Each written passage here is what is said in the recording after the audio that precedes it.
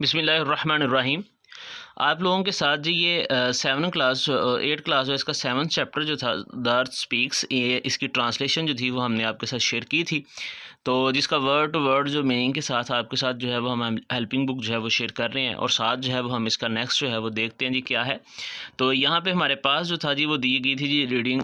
सवाल नंबर जो है हमारे पास यहाँ पे दिया गया है जी ए, जिसमें बयान किया गया था कि जी आपके पास जो हाईलाइटेड वर्ड्स हैं उसको पोइम के अंदर उसको आपने सेंटेंसेस में इस्तेमाल करना है। तो हमारे पास जो पोइम है उसके अंदर ये वर्ड जो हैं ये सारे के सारे हाईलाइटेड थे, जिनको हमने अपने सेंटेंसेस में जो है वो इस्तेमाल किया हुआ है। ठीक है, जैसे कि जी हमारे पास जो है वो क्राउंड है, तो जिसका मतलब है ताज पहनना। जॉर्ज वाज क्राउन किंग, तो ये हमारे पास जो है वो इसका जुमला आ जाएगा। इसी तरह जो है वो आइसिकल जो है, I saw trees with icicle spears in Naran, तो ये हमारे पास जुमला आ जाएगा। Wisely we should speak wisely. A worthy my uncle is an worthy fellow, तो ये हमारे पास जो है ये पेपर में आ जाते हैं, जिसकी वजह से आप इसको करें जी।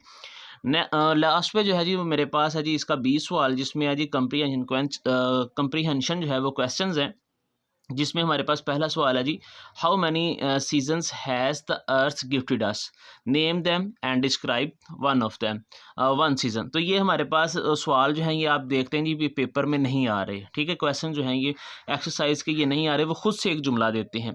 ठीक है, तो इनको जो है वो करने की ज़रूरत नहीं है। अगर आपने याद करने तो इनका जो है वो नीचे हमारा लिंक है जी ग्रुप का, जिसको आप ज्वाइन करें। उसमें ये इंशाल्लाह सारे जो नोट्स हैं, ये सारी हेल्पिंग बुक्स की जो पिक्स हैं, ये PDF फॉर्म में आपको मिल जाएंगी। ये 6 सवाल दिए गए हैं जो आपके साथ शेयर कर दिए जाएंगे। अब यहाँ पे जो चीज़ है, यहाँ से ये इंपॉर्टेंट जो चीज़ें हैं वो जो है वो स्टार्ट हो रही हैं। जैसे कि जी हमारे पास जो है वो फिगर स्पीच हैं, तो इनके बारे में हम बात करते हैं। ये हमारे पेपर में जो है वो आएंगी MCQs की सूरत में, और ये इम्पोर्टेंट एक जो है वो आपका टॉपिक है। ठीक है जी, अब सिमिली जो है इसे हम क्या कहते हैं, उर्दू में हम इसे कहते हैं तशबीह देना। ठीक है, डेफिनेशन आप बेशक जो है वो याद ना करें, क्योंकि मैंने नहीं देखा पिछले पेपर के अंदर जो है वो MCQs जो आपको आए हैं उसके अंदर कोई डेफिनेशन आई है। ठीक है, तो आप सिर्फ जो है वो इसको याद रखें कि ये है क्या, इसकी निशानी क्या है, या हमने इसको किस तरह देखना है। प्लीज़ जैसे कि हमारे पास ये डेफिनेशन दी गई है, simile is a figure of speech in which two things are compared to each other using the comparison words like or as, कि आपके पास ये ऐसी जो है वो एक चीज़ है जिसमें दो चीज़ों के दरमियान जो है वो मुआवजना किया जाएगा, उसमें वर्ड लगा के लाइक या एज। ठीक है, जैसे कि मैं इसकी उर्दू में आपको मिसाल दूं कि अक्सर जो है वो पेरेंट्स होते हैं, वालिदैन जो होते हैं, वो अपने बच्चों को कह रहे होते हैं कि जी मेरा बेटा जो है वो शेर जितना बहादुर है या शेर जैसा बहादुर है। ठीक है, तो यहाँ हम कह देते हैं जी मेरी बेटी जो है वो परियों जैसी है। इस तरह के जो जुमले बोलते हैं उसमें असल में जो है वो तशबीह दे रहे होते हैं। सिमिली जो है इंग्लिश में उसे हम कहते हैं, उसको जो है वो बयान कर रहे होते हैं। जैसे कि जी मेरे पास एग्जाम्पल है, she is as pretty as a picture. ठीक है, यहाँ पे जो दिया गया है हमारे पास ये अंडरलाइन वर्ड है, या आपको ये पूरा जुमला जो है वो दे देंगे और आपसे पूछेंगे कि जी बताएं ये जुमला जो है ये आपके लिए सिमिली है, मेटाफोर है या पर्सोनिफिकेशन है। तो आपने बताना है कि ये हमारे पास जो जुमला दिया गया है ये सिमिली। MCQs के लिए आपके पास आएगा कि वो इतनी जो है वो प्यारी है जैसे कि तस्वीर। She is strong like an ox, वो इतना मजबूत है जितना कि बैल, या वो बैल जैसे जो है वो मजबूत है। तो हमारे पास यहाँ पे अगर आप गौर करें तो इसमें जो है वो हमारे पास दो वर्ड दिए गए हैं। एक पहले जुमले के अंदर दिया गया है जी एस, और दूसरे के अंदर दिया गया है जी लाइक। कि अगर आप दो चीज़ों के दरमियान लाइक और एस लगा के जो है वो कंपैरिजन कर रहे हैं, तो फिर हमारे पास वो क्या हो जाएगा, सिमिली हो जाएगा।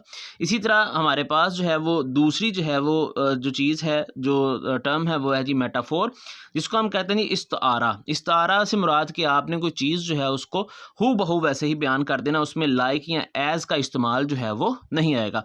कि सेम यही चीज़ है कि आपने कंपैरिजन करना है। ठीक है, मगर ये कंपैरिजन जो है उसमें लाइक और एज के वर्ड इस्तेमाल नहीं किए जाएंगे।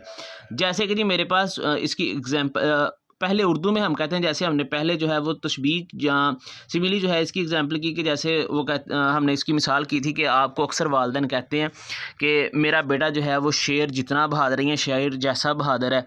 ठीक है, तो यहाँ पे वो डायरेक्ट कह देते हैं कि आप घर दाखिल हो रहे हैं, फ़र्ज़ करते जी आप घर दाखिल हुए, तो आपको जो है वो आपके वालिदैन कह देते हैं या वालदा कह देती हैं वो मेरा शेर आया। अब यहाँ पे शेर से मुराद बेटा होता है, या बेटी कोई दाखिल हुई तो माँ कह देती हैं कि जी मेरी परी आ गई, ठीक है, शहज़ादी आ गई।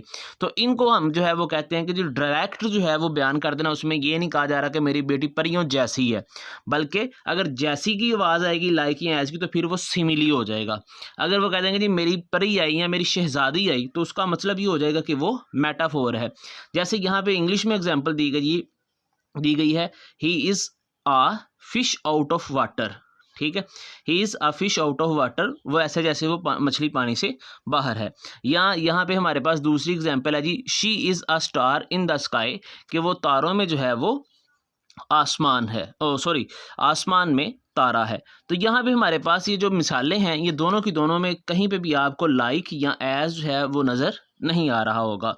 तो ये हमारे पास जो है एक डायरेक्ट जो है वो तशबीह इस्तारा किया जा रहा है एक वर्ड का दूसरे वर्ड के साथ। लास्ट पे जी हमारे पास पर्सोनिफिकेशन। पर्सोनिफिकेशन जो है वो हम किसे कहते हैं?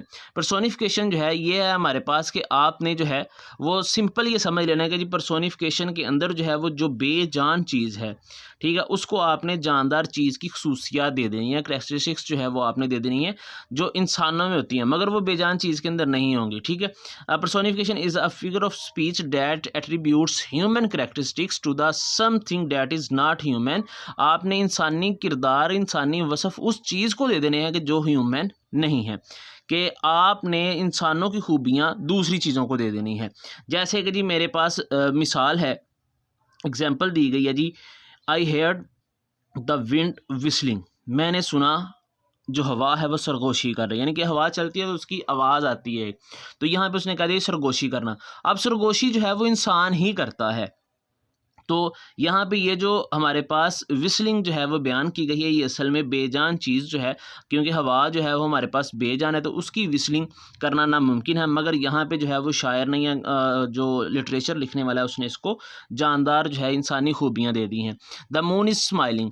अब चाँद जो है वो बेजान चीज़ है हमारे पास, स्माइलिंग यानी कि मुस्कुराना, तो चाँद मुस्कुरा तो सकता नहीं है, मगर हम कहते हैं चाँद जो है वो मुस्कुरा रहा है। The moon is smiling at me, मुझ पे जो है वो चाँद मुस्कुरा रहा है या हंस रहा है जी। तो यहाँ पे हमारे पास ये चीज़ें जो हैं वो बयान हो जाती हैं। या इसके अलावा जो है वो हम जो है वो बयान करते हैं कि जी जैसे हम कह देते हैं कि जी मोमबत्ती का शोला जो है वो झूम रहा था, या फूल जो हैं वो हवा में नाच रहे थे। इस तरह के जो जुमले होते हैं हमारे पास, उसमें कोई वर्ड जो है वो हमारे कोई भी जो हम खूबी बयान कर रहे होते हैं बेजान में, वो हमारा पर्सोनिफिकेशन ही होता है। सिमिली के लिए हमने अब याद रखना है कि जी लाइक और एस का अगर वर्ड आ रहा है दो जुमलों के दरमियान, दो चीज़ों के दरमियान, तो वो सिमिली है। अगर वैसे ही एक चीज़ की खूबी जो है वो दूसरे में बयान कर दी जाए तो वो हमारे पास मेटाफोर है।